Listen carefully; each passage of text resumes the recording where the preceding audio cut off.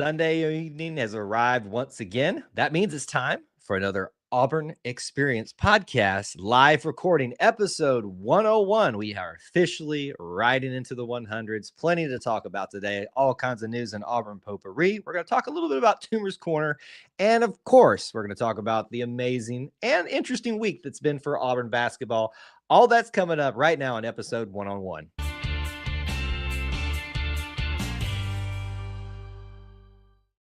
David Housel described it best. We are living the whole of the Auburn experience. You can quantify it, you can qualify it through a variety of methods, time, people, places, and things. And some people may even go a little bit further and say some other things as well. But at its heart and at its core, it is all about Auburn sports, Auburn culture, and Auburn family stuff. Maybe the finer and easier way to say it, if it's orange and blue, it's what we do. Since what we do is about the Auburn family, you got to get members of that family here. My name's Kyle, regular co-host here, and other regular co-host, my good friend and yours, Mr. Austin Scott, who is actually on the screen as I finally was able to bring him up. Welcome back, sir, to 101. Thanks. 101, pretty crazy.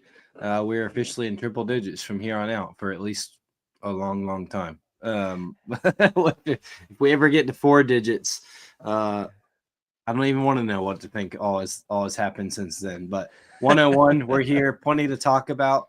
I'll be honest. I thought coming in this week it might be a slower week, but never. Never is it a slow day in the Auburn experience, which is why we started this show in the very first place, which is a great place to start with. I want to thank everybody who joined in, whether you watched live or listened to our 100th episode live from the Plains. We are aware that the video portion of that was not excellent, and that was somewhat out of our control. But this is why we go do things on the road, is to learn. Right. But what we did love was the venue. What we did love was our guests, speaking to D Ford and also Dalton Oldham, my former, I can't talk tonight. You're doing former great. Mike man.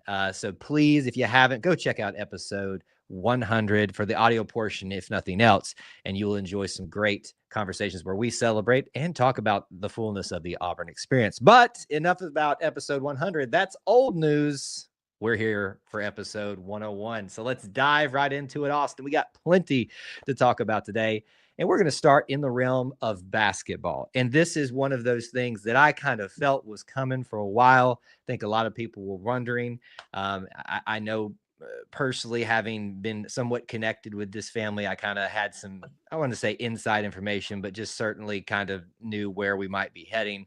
The news coming out this week that officially our beloved analyst, I think is the correct title, alongside Andy Burcham, Coach Sonny Smith, former head coach of the Auburn Tigers, Coach Sonny Smith, will be officially retiring as the partner of Andy Burcham for Auburn men's basketball games. This comes as, again, probably not a shock because he has been kind of in and out over the last couple of seasons, Right. but it is one of those things that doesn't hurt any less to lose a legend like this in terms of hearing them every single day, hearing him go after the referees, hearing him with all his little funny Sonny-isms. I adore this man for a variety of reasons, which I can talk about, I guess, but I want to get your reactions to Coach Sonny Smith officially retiring from his role on the broadcast team. Yeah, like you said, I mean, I think that this isn't too much of a surprise when Coach wasn't able to travel as much the last few years for road games or tournaments or things like that. An unfortunate but normal thing of life as we age and we get older. And but I was happy to see in his statement that he said he will be alongside the rest of us in Neville Arena, still getting after those referees and making his opinions and voice heard as loud as ever. Sad that we won't get his Sonnyisms, as you called them, on the radio and the one-liners. But something I think a lot of us saw coming eventually, if not this week. Sure. But we'll certainly miss him. He has been a bright spot for the Auburn basketball the last several years alongside Andy. I just love how he would not mince any words, go straight after the referees, talk about what they were missing and stuff like that, saying the things that we know he all said as a coach, but now he has a microphone and he can say it to more people and he's not afraid. I think as you get up into your more wisdom, more age, you don't even care what people think. Nah. So that's what I love about him. Personally, I've had the opportunity to interview him on the Auburn Roots podcast where he told his Auburn story. I would highly, highly, highly recommend you go check that out if you haven't. And as just a personal note, he meant so much to me just because I enjoyed our conversation. But you know, he was just very complimentary of what we were able to do with that podcast, and just very kind, genuine, and sweet man. But also, you know, he's got a fieriness to him. I'm so happy that he gets to be just a fan now, and hopefully we'll get to see him still around Neville Arena, and hopefully no less going after the refs. Maybe he can do it even more now because he doesn't have to worry about any ramifications completely. Let's keep talking about some special things of honors of sorts. We'll start off in the basketball realm, but I guess we can cover them all in three things. We have a ton of Hall of Fame news this week. If you had it on your bingo card for the Auburn Experience this week that we were going to have Hall of Fame nominations ×3, then you win. There were some other things that I don't think we all saw coming we're going to get into as well. But Hall of Fame nominations for this year are a big thing, at least for this week, for a lot of our Auburn family members and Auburn coaches specifically. So let's start right here at the top. I'll list them off and we'll get Austin's take on them as well. Our very first one is Coach Johnny Harris. She's been named to the Arkansas Fort Smith Hall of Fame.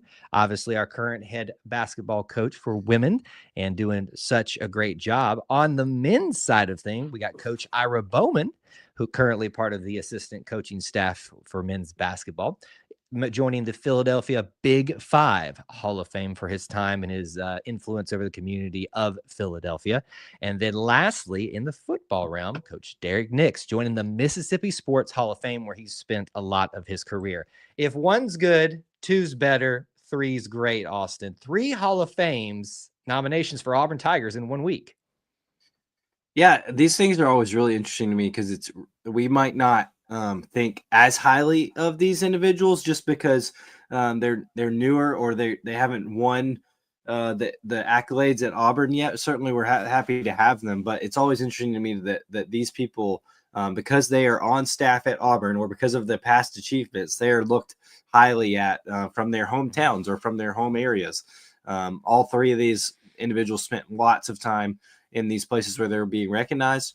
I think that says a lot about the character of who they are and what they've been able to accomplish, certainly in their fields, but also just people. It's rare that you get the best of both, someone who's very good at what they do and a good person. And I think these 3 both outshine in that area, especially. I think it's really cool. Derek Nix especially it's a big deal that he jumped over to Auburn after spending a lot of his career, his playing career at Southern Miss, and then coaching for so long at Ole Miss. Spent a lot of time in the state of Mississippi. So for him to be honored like that, even after, I don't think they should take that into account, but even after jumping over to the state of Alabama and into Auburn, that's pretty cool because Derek Nix is highly, highly, highly sought after and thought of in Southern Miss University world. And think about this too. I love this aspect of it. We talk about how big, how wide, how vast the Auburn family is you've got Arkansas represented here for Coach Johnny Harris. You've got Mississippi represented for Derek Nix. You've got Philadelphia, yes, but Pennsylvania represented. You know, these guys are going to be in that Hall of Fame in each of those respective states. Reasons for people to go see them, learn about them, and then learn about their part of being part of the Auburn story as well, which is just going to be another easy avenue for growing the Auburn family as we continue forward, adding more and more. So very special week for all of them that were part of those Hall of Fame things. This next thing is a little bit of old news. I will admit, Austin wasn't privy to it, but this kind of why we're here to do this show. We got some scheduling news for you that's way out there in the distant future as we sit here still in the midst of the 2024 football season. But you now have what I will likely assume is the first game for 2027. Officially, Missouri State will be on the schedule September 4th, 2027. They will be coming to Auburn, obviously, to get a check for playing us, $1.2 million. And this will be the first ever meeting of Auburn and Missouri State. I'm just going to go out on a limb here, Austin, and say Bears from the looks of things, I think. That's what it looks like. I was analyzing that helmet pretty closely. That's what it looks like. Now, is this a FCS team? Do they get crossed off of Clint's list, or how's That's a that good work? question. I don't think. I think he has D1 on there though. Yeah, it is D1. I'm pretty sure. So I don't think this will count towards this, but I feel like Clint is thorough enough that he has made a list for all the FCS schools too. I would imagine Probably. that's not as well worked through, but hey, look, Clint, we're giving you more homework, but the Missouri State Bears hopefully are going to be the victim of the 2027 Tigers getting off to, I think we can safely assume, right, this is the first game. I would think so. Yeah, September 4th, unless it's a weird year and we're starting like late August. September 4th sounds like game 1. I just had flashbacks to hearing the schedule for this season, 2 bye weeks, and starting in August. Okay, we're gonna hope that that's just the start of the season. Certainly, we're excited regardless to get some scheduling news. The first to be added to that schedule, we'll be talking about more as it comes down the line. Some other news that we definitely want to talk about in the basketball realm, and there is a lot of it this week to discuss, but this was for women's basketball. I know so many of y'all are big fans of recruiting, of rankings, of stars. And as much as I tell y'all not to focus on that, we're certainly going to hype it up when there's a lot of national attention about this. This week, women's basketball got started on their season on a fine note as well. But in the middle of all that, they decided, you know what? We're going to go and pick up one of the best in the rankings currently, the player rankings for the 2025 class, and that is Miss Nyla Wilson, a combo guard. I believe she is listed at, I think some people right here in this graphic, I believe from Auburn, has it listed as a point guard. But part of the 2025 class from IMG Academy, that's a very familiar name in the recruiting world, that a lot of people come out of that. But she is added to this class, and folks, we talk about milestones for yep. You know where I'm going, right? This is just the next one of those things that Coach Johnny Harris is checking off on her mission to rebrand, not just rebrand, but rebuild and redirect this program during her time that she's been here. Feels really familiar to me, as when I got the alert that Auburn men's basketball had landed a commitment from Mustafa Heron. A 5-star the first time, and it was a big deal. It was a couple years into Bruce's tenure, but it was a big deal that they had landed someone like that. We saw them pick up a big transfer in Talia Scott from Arkansas this year, a former 5-star. But to get someone from the high school ranks and sell someone on what you believe, that they can come in an immediate impact is big. And so that's really exciting for Auburn women's basketball. I think when you get a dynamic guard like that, as we all saw last night, it can make a big difference in your team. So I'm excited for Miss Nyla Wilson to join Auburn soon. And that team is hot. I got to go to their first game, took the boys their first taste of hoops in Neville Arena. The women's basketball team, they're on the rise. Yeah, and certainly this is a good sign as well. I'm still taken aback by that comparison to Mustafa Hera. Obviously, you know, Nyla is going to be her own type of player and not just another copy of Mustafa Heron. But for those of you that need maybe a something to correlate to, comparison, think about it that way. I didn't think about it. Kind of like the comparison, though. That gets me even more excited to have Nyla here as part of the women's basketball program. That's going to do it for Auburn Potpourri. We have covered a variety of topics. Certainly, we got plenty more to talking about. So let's dive into it. First of all, I know we haven't covered a lot of football. We're in a bye week. We get it, folks. Look, you know, it's not going so well this year. So we're going to focus on some other topics tonight. It is the Auburn Experience after all. So let's start here tonight. Let's talk about the good stuff. All of it's pretty good. Even the one negative part about this week in regards to men's basketball, it's all been kind of white, just washed away. Bizarre, but washed away by what just transpired last night. So obviously we're going to talk about the 2-0 start for the Tigers, obviously at home, and then a mega matchup in Houston that we just all watched last night as of us recording this, and then that incident that happened. But let's start at the very beginning, Austin. This is our week 1 review. Have we had this exciting of a start to men's basketball, even under Bruce Pearl? Oh, I don't know. I mean, when you get, I think Bruce Pearl's a very good coach at tempering expectations to the public, letting them know, hey, whether it's we think we're going to go get exposed, or hey, this team is coming in is picked to win their conference. They've made the tournament. They're very Yale-like. All those things. I think Coach Pearl has been very good at tempering expectations, even though he might exceed them. But he's letting you start the bar low. Sure. I mean, I don't think you can crush the bar any better than he has in these first two games with a what is it? Did it end up being a 50-point win at home on Wednesday? I believe you're correct. 51 points. I'm doing the quick math here in my head. Wow, that I wrote down the wrong score. I wrote 107-20, but it felt like that at times for poor old Vermont. But I believe it was a 51-point win. They got to the 107 mark as scoring for Auburn at home in that first game. Yeah, just wild. A wild atmosphere and game. Emily and I got to go, and I feel like I was feeding off of Coach Pearl, telling her, I was like, hey, this team's pretty good. This will be a challenge to start the year. We got a lot of cogs. We're trying to figure out how they all fit. And after the game, she's like, well, that wasn't much of a challenge at all. I said, well, I think everybody was a bit surprised.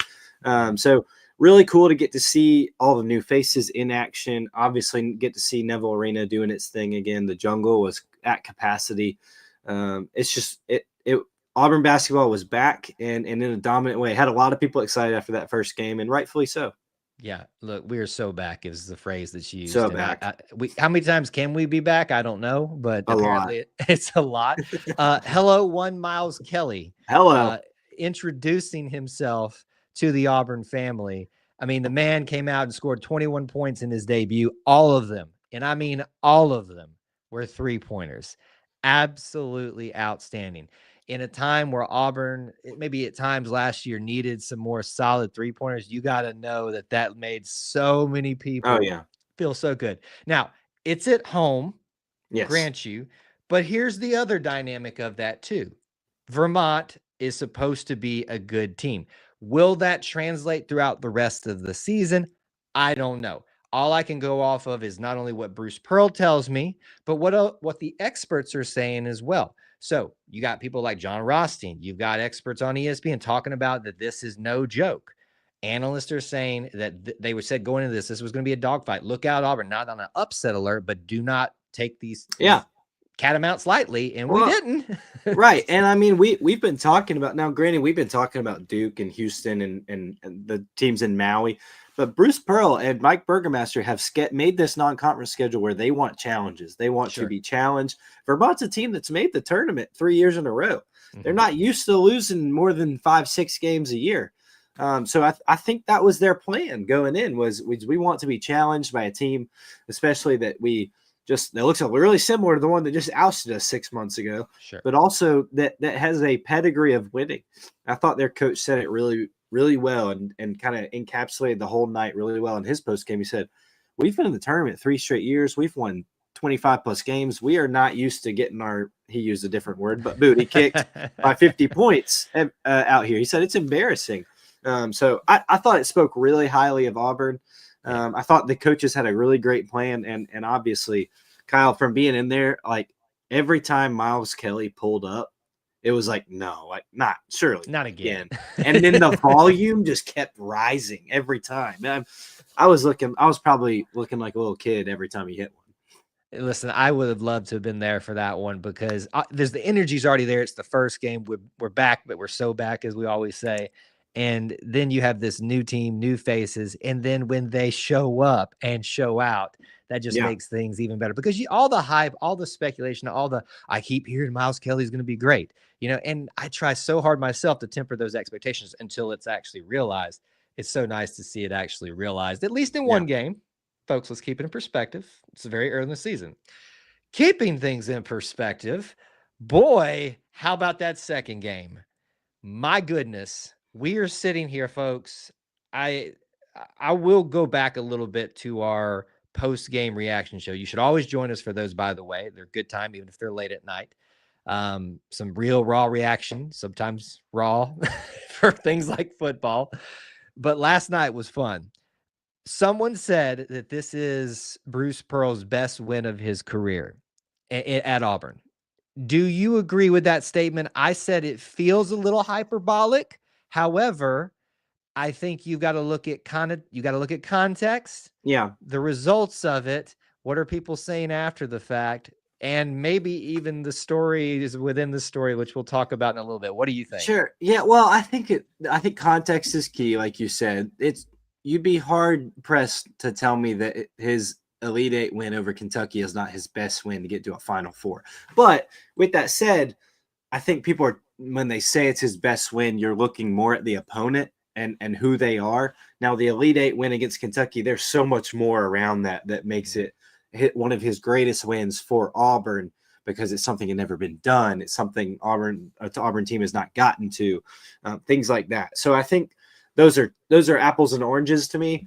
As far as the opponent, and as far as, like you said, the where the other team is, all that have been ongoing around it, it being such a new team, and it's your second game. I find it hard not to believe that they're the best. That was his best win with the team that it was, and the Houston's pedigree over the last few years being such a good defensive team, obviously ranked number one in some metrics, some more analytical metrics. Sure.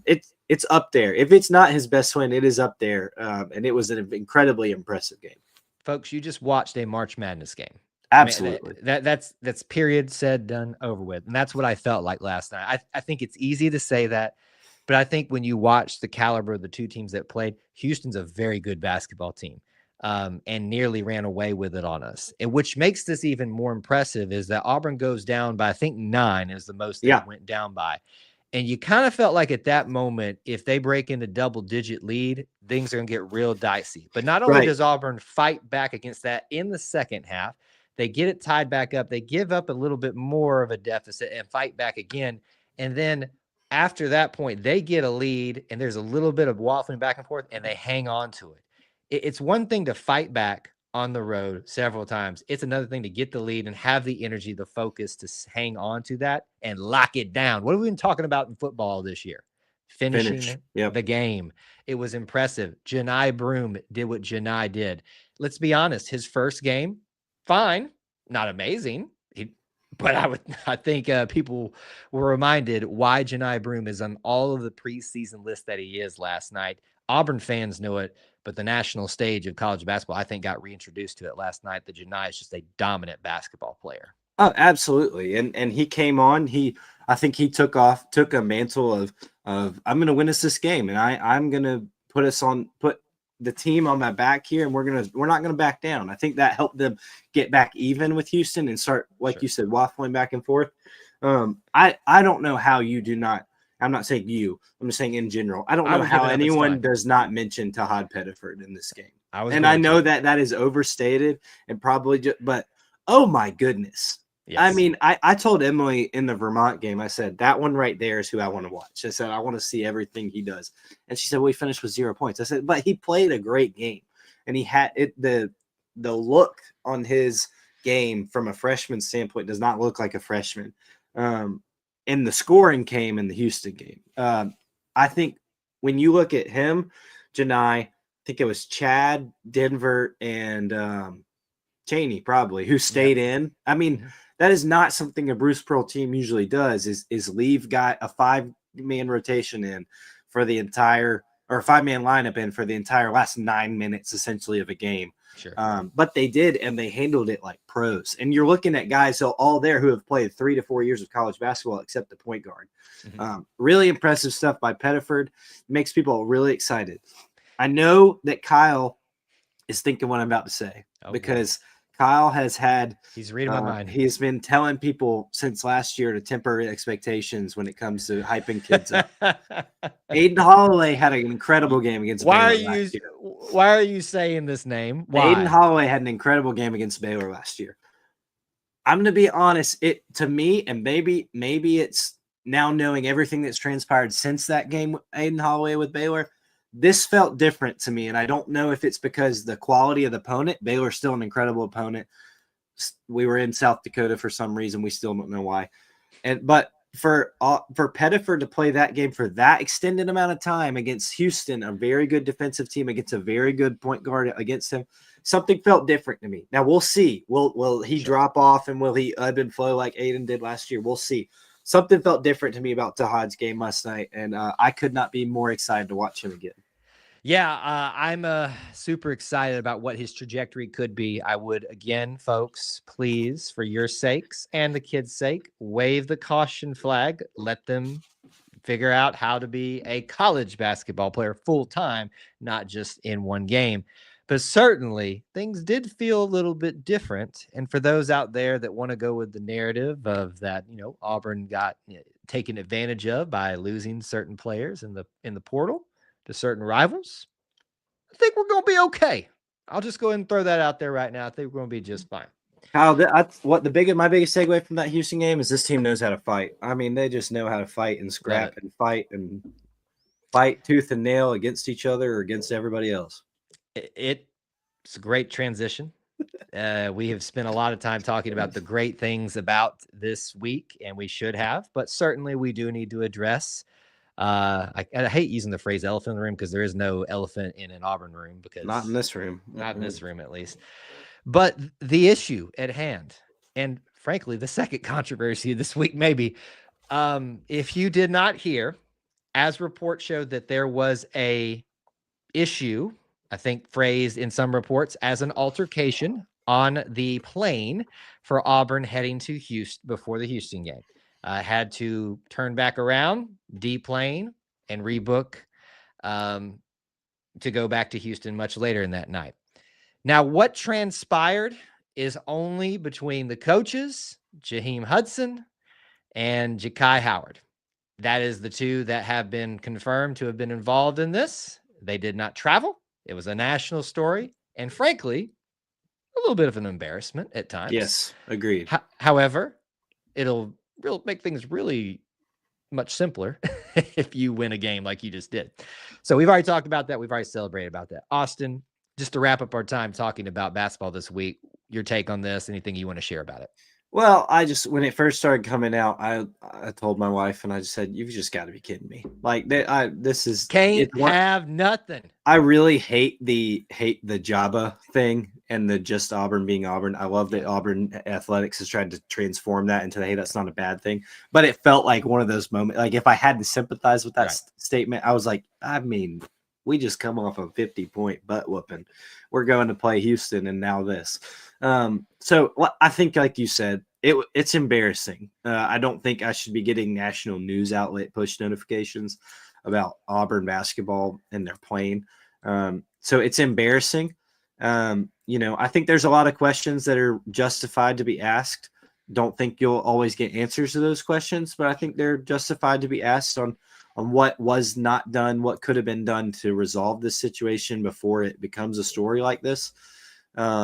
However, at the root of it, I think you've got two kids who are new to the team, whether they be freshmen or transfer. And I think it'll be very important here over the next few days, few weeks of making sure, one, that coaches stand up and make sure that's what's the word I'm looking for? That standard is set. This is not acceptable. But I think it's also on the veterans. This team has a ton of guys who have been at Auburn for a long time, who know what it's about, who have had success here. Frankly, I have high respect for the talents of both Jaheim Hudson and Ja'Kai Howard. Frankly, they have both done nothing in their careers like these guys at Auburn have.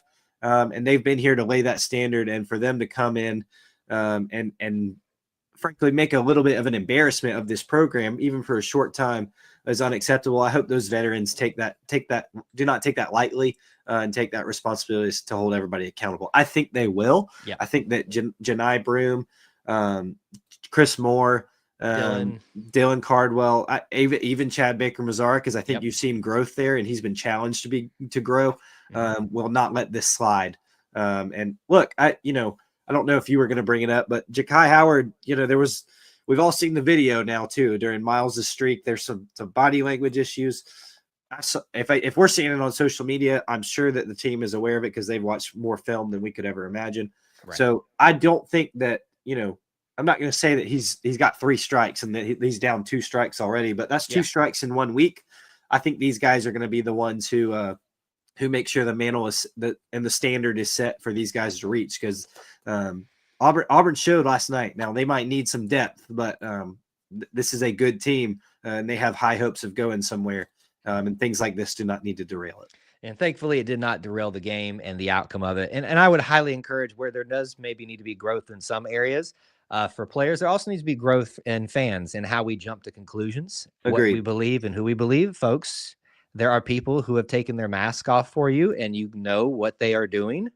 Goodman. So please do not be fooled by people who continue to stir things up without facts being out there. There are several others in there, but I have no qualms bringing that up anymore. I'm just going to throw it right out there at the top. Yep. That one is one you need to always be cautious of. But please don't jump to conclusions. People started putting other names out there as well. It is being handled. It has already been handled in a sense. There's been a standard set, and I don't think it's going to be a problem going forward. And if it is, they'll fix it. Yep. That's all there is to it. But outside of that, great week for Auburn men's basketball. What a week. What a week. Wild and crazy. And boy, it's just getting started. All right. If that wasn't I was about to say. everybody sit back, gear up, get ready. We are about to, I think, open up ourselves to potential fun here today. Oh boy. In the conversation. So I have admittedly, Austin, thought long and hard about what I want to say here, and I'm probably not going to do justice in the moment because you can overthink these things sometimes. But what I want us to enter into now is a time of open discussion about an issue that popped up this week that I think warrants discussion. And I recognize that it is going to be something that, whether you find yourself on one side of the issue or not, whether it's just about the question that we're about to ask or about the context with why the question is being even asked this week or the topics being brought up, that there are going to be strong feelings one way or the other. What I'm going to encourage everyone to do here today, whether you are watching, listening, live, or replay, is to be good. Excuse me. I'm all choked up about it. Don't get all choked up yet. And be good human beings. Don't overreact. Don't get all up on your high horse. This is what we're here about. We're here to talk about all of the Auburn experience. So let me set the table. What are we talking about? The question before us today: should you roll Toomer's corner for anything other than Auburn sports? Because that is what was proposed on the eve of Election Day, when several Auburn students, and I'm willing to bet residents as well, joined in a celebration at Toomer's Corner to roll the trees for the election of one Donald J. Trump. Whether you're happy about that or not is besides the point here. It's part of the discussion, I think, but that's not really what we're the focus of here. The question is, because it was a debate it was a hot topic on X, several other things. There were Plainsman articles written about it, personalities giving their take on it. Again, the appropriateness of some of those takes sometimes you always need to question. But I think it's something that's worth asking. I feel like I could go on and on, Austin, and talk about this from a variety of different angles. I feel like it's only fair that I give you the floor, if you would like to first, to maybe start talking about it, give your take on it, and I'll kind of run with it from there. Yeah, sure. I mean, I think that, this is not the first time this has been a debate. It's the first time I think we're going to talk about it, but it's not the first time this has been a debate. Yeah, I think you're right. I almost thought we did this before in like a small capacity, but nothing this charged or anything like that. We have forgotten to mention rolling of Toomer's corner in before. I think what did we do last time? Oh no, don't listen. We're already going to get enough flack this week. I'm just saying that we forgot to talk about that the week of. That's right. Okay. So I think that anyway, this has been a discussion point among the Auburn family before, not just with elections, with various things that happen. My stance, I think, on it has evolved over time. I think that Toomer's corner represents something for Auburn people that is much bigger than just Auburn sports. I think it's very similar to our show here. We talk about the whole of the Auburn experience, Right. And being more about the culture and family. Toomer's Corner is an icon and a place where people gather to celebrate things. I think with that there are things that probably are not worthy of it being rolled in my opinion. I think that there are things that can still be celebrated, but I don't think that that necessarily has to encompass everything. Big example for me, and I always talk about it because people always ask me with this who know the other side of this room in a sense. When the Braves won the World Series, I'm a massive Atlanta Braves fan. When the Braves won the World Series, Toomer's Corner was rolled. When I was in college, the Chicago Cubs broke their streak, won the World Series. There were students from Chicago or from Cubs fandom that rolled the Toomer's Corner. To me, it bothers me. It makes me just feel a little uncomfortable because those aren't directly tied to Auburn. Now, I think that those Auburn students and those Auburn people are celebrating something, so I can see that side of it. To me, it doesn't feel quite worthy enough to roll Toomer's Corner. I get that might be splitting hairs. It's a very similar feeling to me when Nick Saban retired. I didn't think that was something that really was needed to be made about Auburn in that sense, but I saw that people rolled it. I can see the flip side of it. I just thought of, hey, how does this make Auburn look? I think that's how I look at a lot of things with even the plane incident, even with different things that happen, whether it be something in the academic side, a guest speaker coming to campus. How does this make Auburn look in the national perception? I want Auburn to be looked at with respect and be looked at and agreed on. So whether it was election and whether I just want to be straight up here, whether it was Donald Trump, Kamala Harris, Robert F. Kennedy Jr., or Kyle Loomis, I don't care who's elected president. To me, it's something where Toomer's Corner can represent the Auburn experience, the Auburn creed, and how we treat each other. And regardless of your opinions on it, the differences in opinions surrounding something like a presidential election, I think, is something where would it be better? Now, is it acceptable? Maybe to roll Toomer's Corner. Would it be better to not? And I think that's where I kind of land on the election specific side of it because that happened this week. For other sporting events like the Braves or the Cubs or Saban retiring or the Super Bowl, that just seems silly to me in a sense. I don't like that word because I don't want to make fun of people, but it's silly to me to do that. But I get it. Now, I do have a problem with it when it's Auburn specific events and not sports related and we don't. People have a problem rolling it. Does that make sense? Like it does. I'm trying to think of something. Can I ask a question? Can I ask a question? I think this goes with what you're saying here. Do you have a problem with someone rolling Toomer's Corner for an engagement? For like an engagement? Two Auburn people just got engaged on campus, even if it wasn't at Toomer's Corner, but they chose to go celebrate by rolling, whether it's just them, their families, their friends. Let's say they had 20 people with them. Do you have a problem with them rolling Toomer's Corner? No, that doesn't bother me. I mean, it's two Auburn people and they chose to celebrate there. Now, is it going to, and it doesn't really matter because it's personal to you, but is it going to look, it's not going to look like an Iron Bowl Toomer's rolling. Obviously you have 20 people. Hey, listen, let's not put it past some people. They might go. That's right. But you're probably rolling one tree. You brought what you got and maybe some people will join in with you, but so no, because if Auburn means that much to them, which it means a lot to many of us, then that's the place you can go celebrate. But I do think it's similar. It's kind of a scenario case by case basis, but in general, things that are not directly pertaining to Auburn University and the city of Auburn and its people and their celebrations, I tend to say let's not. But I can understand it if that makes sense. I like your take on it, and I'm glad you kind of went the way that you did. I think I do not disagree with mainly anything. I think there are a few nuances that I would take a little bit of liberty on. You might even say be a little bit liberal. I don't know. We can just tie all the things into tonight. I'm gonna read something to you here that I think is going to be a couple things actually that I think are going to help form my take on these things. I posted this when all of the discussion and hubbub happened on my personal account. When should Toomer's Corner be rolled? I'd be careful taking a hardline stance on the topic.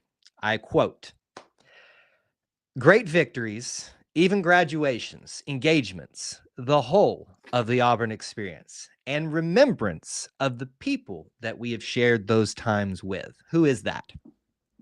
You're asking me? Yes, who is that? Who said that? I read your tweet, and I don't even know. George Petrie or David Housel? Which one? That would be David Housel, the one go. that we honor every single time that we start the show. Because Toomer's Corner wasn't around before George Petrie, so that's a knucklehead moment for me. It was. Listen, George Petrie probably came up with the idea, and just passed it down the line. I think he's that revered of an Auburn person. So that's from the Auburn historian, the source that we have, thankfully, still here with us to this day. I don't know whether he would agree the angle I'm taking this. I'm going to guess probably not. Just my assumptions, not having a conversation with him personally. But to me, I think right there, great victories, even graduations, engagements, the whole of the Auburn experience, and remembrance of the people that we have shared those times with. That last line is very important there, because Toomer's Corner, rolling Toomer's Corner, is not about the event in its truest sense. It's about the people. And when you have people, you got differences. And when you've got differences, it makes things uncomfortable.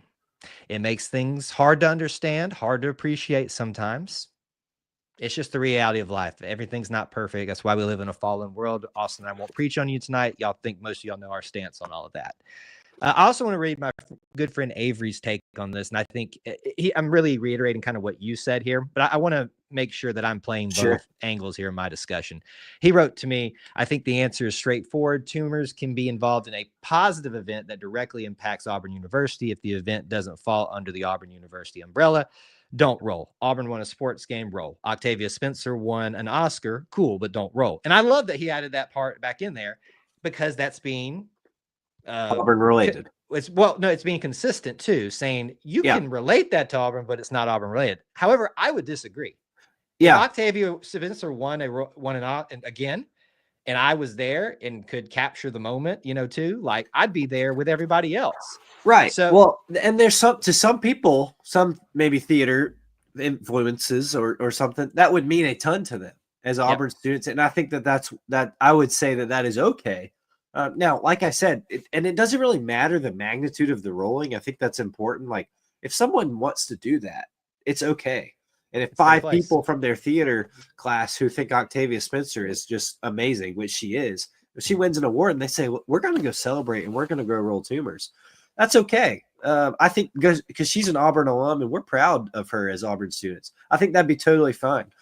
Now, Kyle, what can I ask your stance on? And I have no judgment here. Can I ask your stance on like these things, like the Braves World Series, or like these other events that maybe you could tie to Auburn in a very loose sense? Like, hey, these Auburn students, Nick Saban retiring, Nick Saban retiring, or hey, Tim Hudson played for the Braves one time. They want like what? How do you view those kind of things?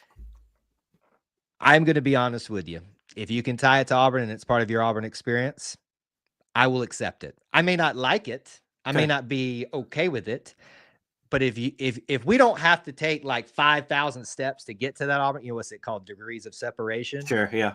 Then I'm there with you. I'm honestly there with you, like in spirit in some way, even if it's something that I'm not really too happy about. Like it's the Patriots. I can't stand the Patriots. Won a Super Bowl and they're, but there was an Auburn player on them, it's like, oh, okay, well, I mean, so I get the ick behind this particular event. I do.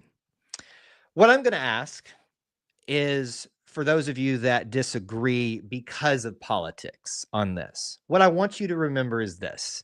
As angry, as vehemently as you may feel about that, there's a group of people that felt the exact same way for several years before you.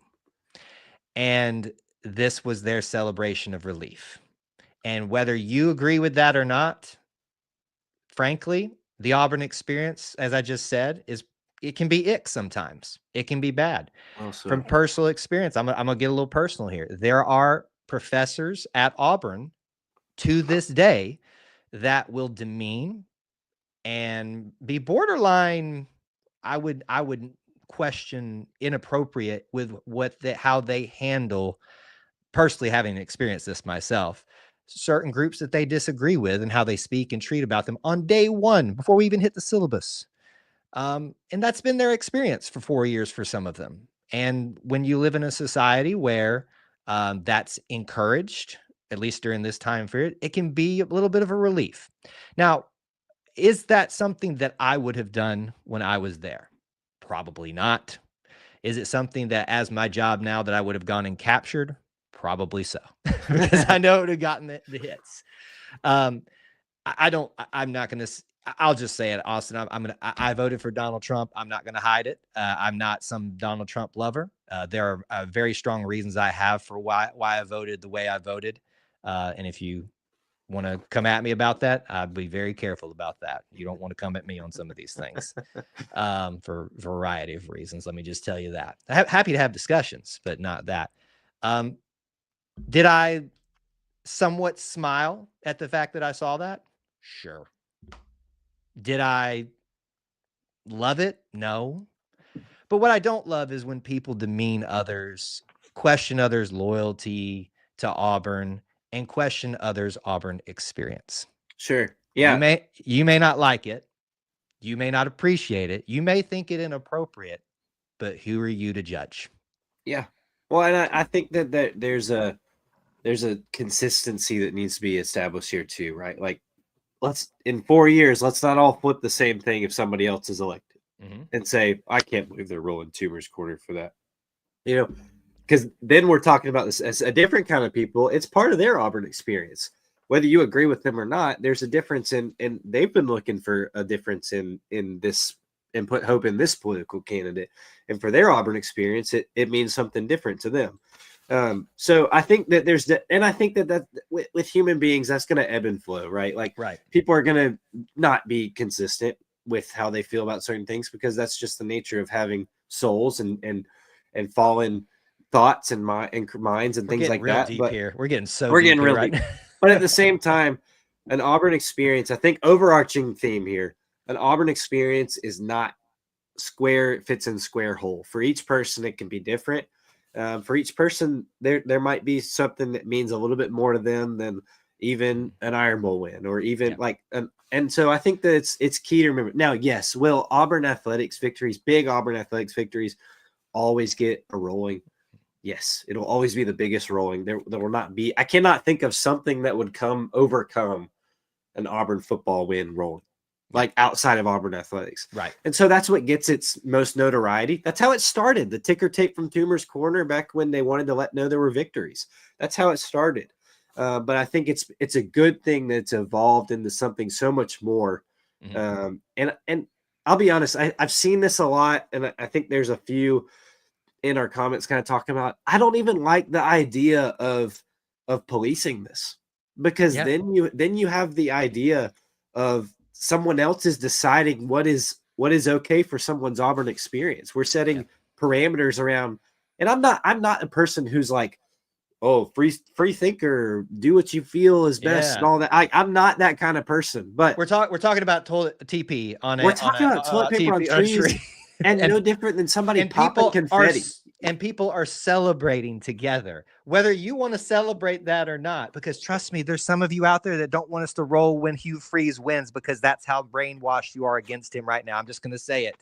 Some of y'all are mad that we got to celebrate 3 times this year on a football team. Anyway, I want to play. We've been talking a while, and I know we're getting on our time, but I do want to play the other side of the argument too, because I pride myself on trying to be able to do that, even if I don't agree with the other side. Where I was talking about it goes a certain way. There's a logical progression. Do we sully Toomer's corner the more we do things, and even obviously with an ick this too? Here's a great example: storming the field. Yeah, I love the pageantry of college football. I love the emotion of it, and I love storming the fields, but not when we do it for every single thing. Like yesterday, Ole Miss, you don't need to storm the field for number 3, number 4, whatever. Georgia, number 3, act like you've been there, okay? We stormed the field when we beat #1 Alabama in an incredible moment that changed college football forever and is now arguably the greatest play in college football. That's when we stormed the field. Now, there was another time in the Iron Bowl we stormed the field, and I did it just because everybody else did it. Hey, 2 other times. Yeah. So even to your point, that's what made me think of it. By the third time, and I'm talking about 13, 17, and 19. 19, I was kind of like, I mean, right. Do we really need to keep doing this? But to your point about Toomers, I think that's a fair thought for people who are on the flip side of this of saying, I mean, at what point are we making Toomer's Corner less of a thing? And to that, my statement would be Toomer's Corner, we've almost lost it before. And so to me, it doesn't become diminished. We've almost lost this place. And they almost put up bronze statues. The dumbest idea I've ever heard. Oh, and whoa. I'm actually in favor. I was in favor of that. In place of the real trees? In place of real trees? We'll do that another day. We'll do that another day. And so for the fact that we've almost lost it, let people celebrate. Let people celebrate. Hey, it all gets picked up by 10 a.m. the next morning. I saw it this morning. It's all going to be okay. It's all going to be okay. I think that's what it really amounts to. There are arguments to be had on both sides of this. Austin and I don't completely agree on this. It sounds like he's a little bit more one way and I'm a little bit more on the other. But do you see us at each other's throats calling each other hateful and stuff like that because somebody chose to go out there and celebrate? No. Only because we're not in person. If we were in this room, it'd be fisticuffs going down right now. Like the back of a plane. Hey, episode. When do you think the next episode live is going to be? Together, the end of the season, right? Probably next week. Whenever it is, it's going down on the library lawn wherever we do the show. They'll have to turn the airplane around and land it back among Auburn again and take us off the plane. No show, no comments. I didn't know because I'm yelling over you because we're fighting here. But anyway, so that I think we had a pretty good discussion there, I think. Yeah. And covered a lot of different angles and stuff. And it's okay. It is okay. It is okay also for you to not also have to go out there and put your opinion about it. Let me just say that to some people out there as well.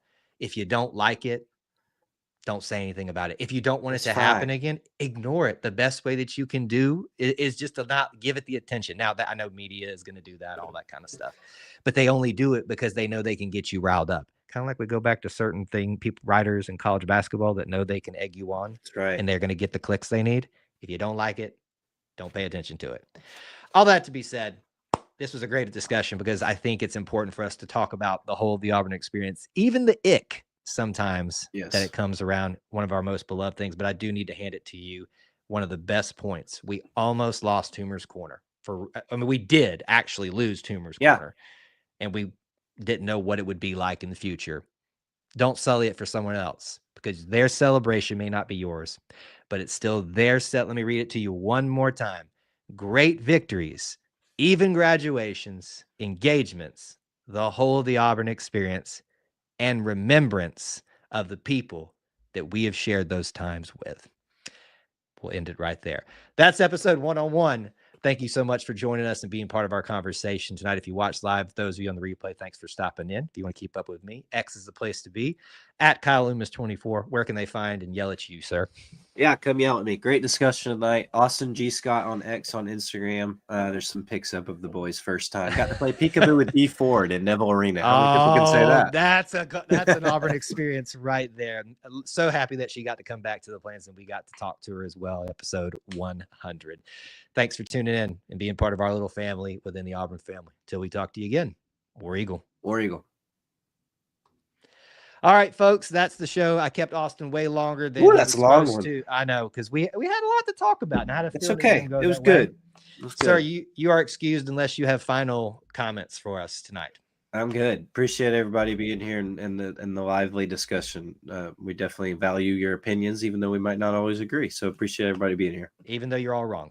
All right, buddy. Thanks for hanging out tonight. All right, War Eagle. War Eagle. All right, we move into Q&A time now. I will go back through some of y'all's comments, but I don't know if I can get through all of them. We had quite a few come, especially in the last part of the show there. So let me dive into the normal things that we do here. You post some comments and questions. and we'll wrap up our show. I can go a little bit past the hour if I need to, since we had a longer show tonight. All right, so let's talk about what's coming up next for us here at the Auburn Experience. We have got a lot for you this week. Basketball's in session. Football's still going on, folks, whether you want it to be or not. Plenty of stuff going on. Let me bring this up for you first, as with a cautionary note. Normally, we have our Auburn Family Night on Wednesdays at 8 p.m. A basketball game begins at 8 p.m. So we will not be doing that during the basketball game. There is a chance we may move it up to 7 o'clock. I have not decided yet if that's going to work with my schedule or not, but just be on the lookout. But what we do have scheduled for you next, and you can already find, is that post-game reaction show, which will be live right after the conclusion of Auburn-Kent State in Neville Arena. Please join us for that. We had a great show last night with so many people celebrating. Not to say that this one's a foregone conclusion, but I will certainly say that it feels very good for Auburn's chances, and we can talk a lot about a lot of great things. Other live streams coming up later in the week. We got Tiger Walk Live for Louisiana Monroe. Join us for that, and that post-game stream. Actually, I got these out of order. We're going to have a preview. Let's back up here. This is your first one, post-game stream versus Kent State. We will then have a preview stream on Thursday at 8 p.m. for Lamo. That's Thursday at 8 p.m. Eastern time. Tiger Walk live. That'll be at, what's the time? 11:45 kickoff, 9:45 Central time. Tiger Walk. Join us for that post-game show right after that, as soon as we can get situated in the mobile broadcast studio, aka the back of my car. And then that will be the majority of the things that we have scheduled for you this week. As always, check out our friends at Alumni Hall. You can support us by supporting them. Hit that link in the description here on YouTube. There are all kinds of links there for everything you need to follow and support us here at E2C Network. I have so much to talk about tonight. All right, let's see here what we got going on. What do y'all want to talk about? Shame on me for supporting the bronze statues. Now, listen. I certainly think we could talk about that another day when we have nothing to talk about, which are very few and far between these days, probably in the summer sometime. But I was not unopposed to a fake tree of some sort. I know that's blasphemy. That'll be the thing that actually gets me canceled tonight, but certainly it is what it is. Let's see here. Some of these comments, they are funny. To me, Toomer's rollings count when police stop traffic on College and Magnolia. Well, if there's enough people, they'll have to stop it. So it is what it is. I would prefer you do Auburn Family Night the next day so it doesn't feel rushed for the game. Well, we won't do it the next day because we have our normal Thursday stream, if that makes sense, for the preview of the Lamo game. So, I mean, in a sense, you'll kind of get that, although there's just the one dedicated topic. But our normal live call-in, bouncing around to 1,000 different places show, the best opportunity we have is at 7 p.m. And to be honest, we're going to run into that problem a lot, as we do every football season. So if you're worried about that, it's going to come up again because they switch back the midweek games from Tuesday to Wednesday, or however it bounces back this season. And certainly we are going to accommodate that. Hopefully we'll get some 9 p.m. games that don't affect us. We can go right into it from Auburn Family Night, or just have more Tuesday nights. But Tuesday night is, it's always an option for me. However, I do have to kind of have a work home life balance for some of these things because this isn't the only thing I do. So I've kind of tried to keep Tuesday nights and sometimes Monday nights, usually Monday nights, as those where I'm not dedicated away from family time and things like that. But we will utilize those in some form when we have to. I don't know that it's going to be this week, though.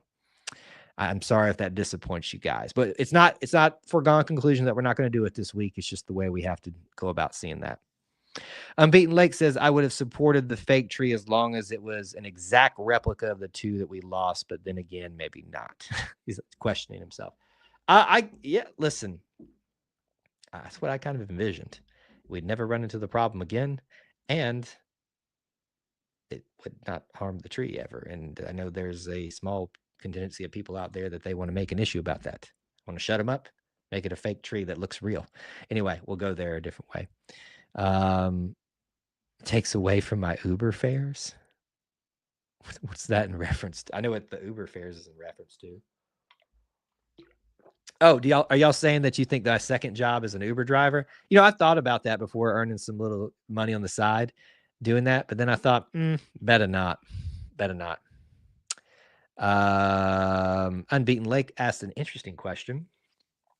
Just curious, was there ever been another team fan base that has rolled the trees after they beat us? I'm sure some have tried. I know they have, after they lost to us, they set them on fire. So there's that part of it as well. If you're interested in thinking about it from that angle.